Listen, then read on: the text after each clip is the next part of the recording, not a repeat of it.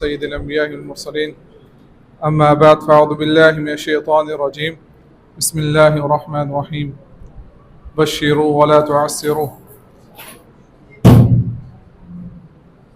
ماشاءاللہ آج کا پروگرام دیکھا تو انتہائی خوشی ہوئی ماشاءاللہ. اپنے دادا جی کے اس پودے کو ماشاءاللہ اتنے خوبصورت اور حسین نظارے اللہ سبحانہ و تعالیٰ ان کی مغفرت فرمائے، ان کے درجات کو بلند فرمائے، اور اس طرح جو بھی محسنین ہیں ہمارے جامعہ کے، اللہ سبحانہ و تعالیٰ انہیں کروڑے کروڑے رحمت نصیب فرمائے. یہ صرف اور صرف آپ لوگوں کی محبت ہے اور سلوی صاحب کا اخلاص ہے کہ وہ اس طرح کے معاملات کرتے ہیں اور اس سے حوصلہ افزائی ہوتی ہے. باقی آپ بھی میری حالت کو جانتے ہیں اور میرے مشائخ بھی میری حالت کو جانتے ہیں کہ کیسے میں نے حفظ کیا، جو معاملہ چلتے رہے. بس اللہ سبحانہ تعالیٰ نے پردہ رکھا ہے، اللہ سبحانہ تعالیٰ سے پردہ رکھے. لیکن اس دورانی کے اندر الحمدللہ اللہ کا شکر ہے کہ مشائخ کی بہت دعائیں شامل ہیں. ایک چھوٹی سی بات سب سے پہلے آج کے دن کے حوالے سے میں نے دیکھا کہ ماشاءاللہ ہمارے تمام ساتھیوں نے تقریریں کی اور بہت اچھی تقریریں بھی کی، اور لیکن اکثر اور بیشتر میں نے دیکھا کہ ایک نفی کا ایک پہلو رہا، بس یعنی کہ مایوسی سی رہی کہ ہمارے ملک میں ایسا ہے، ایسا ہونا چاہیے، یہ ہونا چاہیے، وہ ہونا چاہیے. اس کے مقابلے میں شیخ اسحاق نذیر حافظ اللہ نے جو باتیں کہیں اور ہمارے شیخ محترم شیخ عبدالوکیل ناصر صاحب نے جو باتیں کہیں وہ ماشاءاللہ بڑی مؤثر اور مختصر تھیں اور بڑی ایک یعنی سبق آموز تھیں. دیکھیں میرے بھائیوں، الحمدللہ اللہ سبحانہ و تعالیٰ نے جو یہ نعمت ہمیں عطا کی ہے، اس کا اصل مقصد تو ہمیں حاصل انفرادی طور پہ ہو رہا ہے.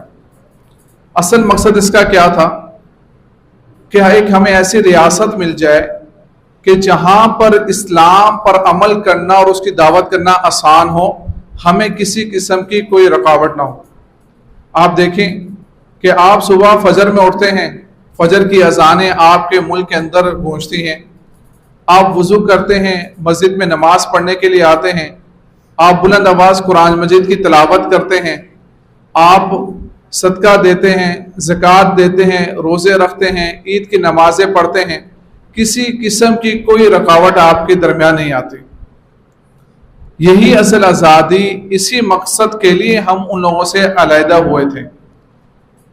الحمدللہ جب آپ اس نعمت پہ شکر کریں گے تو انشاءاللہ اللہ سبحانہ و تعالیٰ آپ کو جو مزید کچھ کمی باقی ہے وہ بھی پوری ہو جائے گی.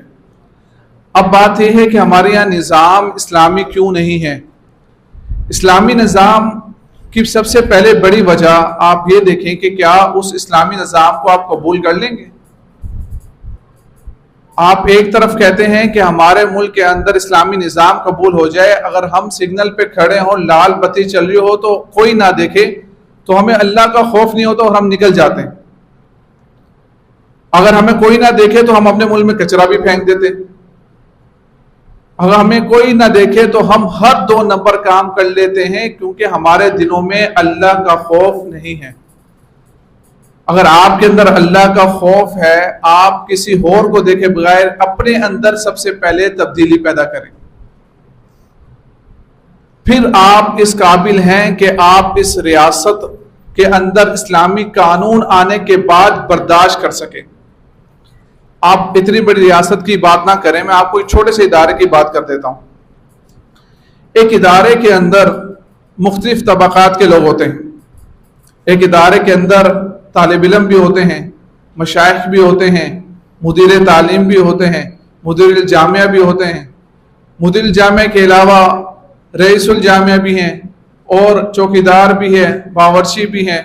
یہ تمام تر عملہ اپنا اپنا کام کر رہا ہوتا ہے. ایسے میں ہم لوگ جب اپنا کام، ایک طالب علم جب اپنا کام پڑھائی کر رہا ہوتا ہے تو اس کی زیادہ تر اپنی پڑھائی سے زیادہ اپنے سے اوپر والے کے حرکات پہ نظر ہوتی ہے. اس کی اپنی تعلیم پہ اتنی نظر نہیں ہوتی جتنی اس کے حرکات پہ نظر ہوتی. یہی منفی سوچ صبح سے لے کے شام تک وہ سوچتا رہتا ہے، جس کی وجہ سے وہ مایوسی کا شکار ہو جاتا ہے. میرے بھائیوں، اللہ سبحانہ و تعالیٰ نے آپ سے آپ کے بارے میں پہلے سوال کرنا ہے. آپ طالب علم ہیں، آپ دیکھیں کہ کیا آپ وقت کی پابندی کرتے ہیں، آپ دیکھیں کہ کیا آپ صفائی کی پابندی کر رہے ہیں، آپ دیکھیں کہ کیا آپ تعلیم کو پورا ٹائم دیتے ہیں. جب آپ یہ چیزیں کر لیتے ہیں اور کوئی دوسرے طبقے کا بندہ اپنا کام نہیں بھی کر رہا، تو آپ اپنے ان کام کے ساتھ ایک چیز اور ایڈ کر لیں، وہ ہے صبر. آپ صبر کے ساتھ جو چیز آپ کے اوپر واجب ہے آپ اسی کو کرتے رہیں، کیونکہ آپ کی مصولیت اس کی ہے، اس کے علاوہ دوسروں کی نہیں ہے. یہی ایک مثال آپ پورے ملک میں لے لیں. آپ ملک میں یہ نہ سمجھے کہ آج سوئیں گے کہ تو کل صبح جو ہے ہمارے یہاں پہ اسلامی قانون نافذ ہو گیا. واللہ العظیم اگر ایسا ہو گیا تو ہم سب سے پہلے ہم اس چیز سے جو ہے نا وہ پریشان ہو جائیں گے. ہم سے یہاں پہ ایک سگنل پہ ہم چلے جائیں اور ہمیں کوئی پکڑ لے تو ہمارے کیفیت تبدیل ہو جاتی ہے. اور ایسی ریاستیں بھی ہیں جہاں پہ ایک سگنل توڑنے پہ 3000 جرمانہ ہے. اگر آپ کے ساتھ یہ معاملہ ہو آپ تو غربت سے مر جائیں گے. میرے بھائیوں اس بات کو سمجھیں. سب سے پہلے تبدیلی کی جو بات کرتے ہیں وہ اپنے اندر انسان تبدیلی پیدا کرے کہ اجتماعی طور پہ جہاں جس علاقے میں رہتا ہوں میں اپنی ذات تک کوئی تبدیلی کر سکتا ہوں یا نہیں. جیسے قرآن پاک میں ہے کہ اللہ سبحانہ و تعالیٰ اس قوم کی حالت نہیں بدلتے جب تک وہ اپنی حالت خود نہیں بدلتے. آپ کیا چاہتے ہیں کہ آپ صبح اٹھیں اور حضرت عمر جیسا کوئی لیڈر آ کے آپ کے اوپر نافذ ہو جائے؟ وہ بھی آپ کے لیے مشکل ہو جائے گا. تو میرے بھائیوں سب سے پہلے ایک چیز یہ کہ آپ مثبت پہلو ہمیشہ بیان کریں اپنے ملک کے. واللہ العظیم یہ آپ کی آزادی کی ایک چھوٹی سی مثال آپ کو دیتا ہوں. میں جب واپس آ رہا تھا تو ہمارے ایک دوست تھے عبداللہ بھائی، وہ امریکہ سے ہجرت کی انہوں نے مدینہ میں، اور حقیقت میں اس بندے نے ہجرت کی اپنے تمام بچوں کو لے کر، اور نوجوان سا لڑکا تھا مدینہ میں آ کے رہنا شروع ہو گیا. ہم نے پوچھا کہ عبداللہ بھائی آپ کو کیا ضرورت ہے امریکہ میں واپس آنے کی؟ ہمارے پاکستانی تو امریکہ باہر کے ممالک بھاگتے ہیں، ٹھیک ہے، آپ کی جو حکومت کی طرف سے سہولیات بھی پوری ہیں، سب کچھ ہیں ادھر، ہر معاملہ بہت بہترین تھا، آپ کیوں امریکہ سے مدینہ شفٹ ہو گئے؟ تو انہوں نے کہا کہ وہاں دنیا سب محفوظ ہے، دین محفوظ نہیں ہے. اب آپ سوچیں کہ آپ کے ملک میں دین محفوظ ہے، اگر ہے تو شکر ادا کریں، اگر نہیں ہے تو اس کے لیے کوشش کریں. واللہ العظیم بعض ساتھیوں کی تقاریر تو سن کے مجھے ایسا لگا کہ شاید کہ وہ ایک ایسا دنیاوی طبقے کے جو لوگ منفی سوچ کو پھیلاتے ہیں، منفی باتیں اپنے ملک کے خلاف کرتے ہیں، ان کو ساتھ بٹھا لیں تو ایسا محسوس ہوتا ہے کہ شاید ہمارے بڑوں نے غلطی کی پاکستان کو آزاد کر کے. میرا بھائی ایسا نہیں ہے. ہم پاکستان کے اصل مقاصد کو سمجھ چکے ہیں کہ ہم نے اپنی عبادات کے لیے، اپنے معاملات کے لیے آزادی چاہیے تھی. باقی مزید معاملات کے لیے ہمیں اپنی خود کوشش کرنی ہے، لیکن اللہ کے نبی کی حدیث ہے کہ آپ لوگوں کو خوشخبریاں دیں، ان کو جو ہے نا ہمیشہ مایوسی کی طرف نہ لے کے جائیں. اب اسی طرح ایک بات ہو رہا آخر میں کہ آپ لوگ یہ نظام کی بات کرتے ہیں کہ جی نظام ایسا ہو ایسا ہو. بالکل جی نظام اسلام کے مطابق ہونا چاہیے، لیکن آپ ادارے کی میں ایک مثال دیتا ہوں کہ اگر ایک طالب علم ہے یہاں پر، اس طالب علم کو اگر جامعہ کی طرف سے کوئی پابندی کی جاتی ہے تو وہ جامعہ کی پابندی کو برداشت نہیں کر سکتا، تو وہ ریاست کی پابندی کو کیا برداشت کرے گا؟ تو میرے بھائیوں سب سے پہلے اپنے اندر یہ تبدیلی پیدا کریں کہ کیا جو چیز ہم پہ فرض ہے ہم وہ کر رہے ہیں. ہماری اپنے اعمال سے زیادہ اوروں کے اعمال کے اوپر نظر ہوتی ہے. طالب علم کی نظر استاد پہ، مشائخ کی نظر اس سے اوپر، ان سے اوپر، اپنے اوپر طبقے کی.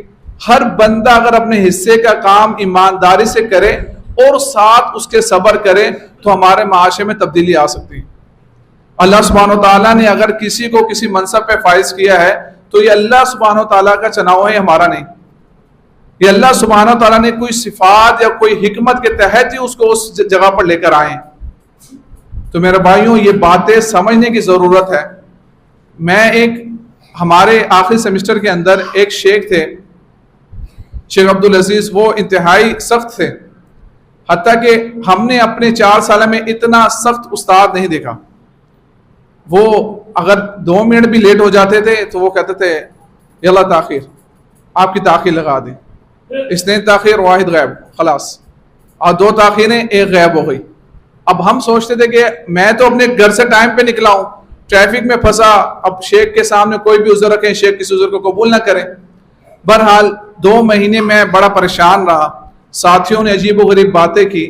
لیکن 4 مہینے کے بعد جب امتحانات کی باری آئی، واللہ العظیم جس قدر اس سبجیکٹ نے مجھے فائدہ دیا اور وہ مجھے یاد رہا، جس نے مجھے پابندی کروائی ٹائم کی اور تمام تر چیزوں کی، مجھے کسی اور نے پابندی نہیں کروائی. میرے بھائیوں یہ ثمرات آپ کو بعد میں نظر آئیں گے. آج جامعہ کی پابندی آپ کو کل ریاست کی پابندی کرنے کی میں آسانی ہوگی. آج آپ سے جامعہ کی پابندی اگر نہیں برداشت ہوتی تو کل آپ ریاست کی پابندی کیسے برداشت کریں گے؟ تو میرے بھائیوں اپنے آپ کے اندر ٹھہراؤ پیدا کریں، صبر پیدا کریں. اللہ سبحانہ تعالیٰ نے جو علماء آپ کے اوپر کی یقین کریں، یہ اللہ سبحانہ تعالیٰ کی سب سے بڑی نعمت ہے آپ کے اوپر. ہمارے مشائخ کہتے ہیں، وہاں پہ کہتے ہیں کہ ہم لوگ زیادہ وسائل میں زیادہ کام کرتے ہیں، لیکن الحمدللہ ہمارے مشائخ کم وسائل میں بھی ان سے زیادہ کام کر رہے ہیں. یہ اللہ سبحانہ تعالیٰ کی بہت بڑی نعمت ہے، ان کی قدر کیجئے، پہچانیے. آپ کا کام صرف اور صرف اتنا ہے کہ آپ مشائخ سے علم حاصل کریں جیسے علم حاصل کرنے کا حق ہے، ادب کے ساتھ، احترام کے ساتھ. اب آخر میں صرف اور ایک بات اور آپ سے کہنا چاہوں گا.